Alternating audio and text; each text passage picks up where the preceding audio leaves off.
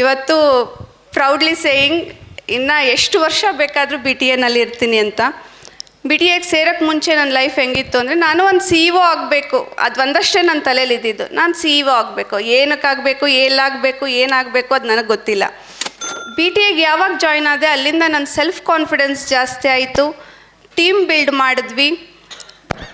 ಒಂದು ಸಣ್ಣ ಶೋರೂಮ್ ಇದ್ದಿದ್ದು ದೊಡ್ಡ ಶೋರೂಮ್, ಒಂದು ಬ್ರ್ಯಾಂಡೆಡ್ ಶೋರೂಮ್ಗೂ ಕಮ್ಮಿ ಇಲ್ಲ, ಅದು ಆ ಥರ ಒಂದು ಶೋರೂಮ್ನ ನಾವು ಮಾಡಿದ್ದೀವಿ. ಸರ್ ಮ್ಯಾಮ್ ಕೂಡ ಬಂದಿದ್ದರು. ಡಿಜಿಟಲ್ ಆಗಿ ಬೆಳೆದಿದ್ದೀವಿ. 68,000 ಜನ ಫಾಲೋವರ್ಸ್ ಇದ್ದಾರೆ ಇವಾಗ.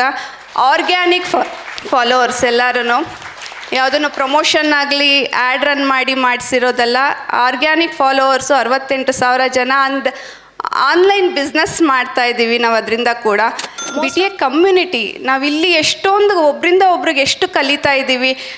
ಯಾರೋ ಒಬ್ಬರು ಹೇಳಿದ್ನ ನಾನು ನಮ್ಮ ಬಿಸ್ನೆಸ್ಸಲ್ಲಿ ಇಂಪ್ಲಿಮೆಂಟ್ ಮಾಡ್ಕೋತೀವಿ. ಅದೊಂದು ನಾನು ಬಿ ಟಿ ಎ ಕಮ್ಯುನಿಟಿಗೆ ಕೂಡ ಥ್ಯಾಂಕ್ಸ್ ಹೇಳೋಕ್ಕೆ ಇಷ್ಟಪಡ್ತೀನಿ.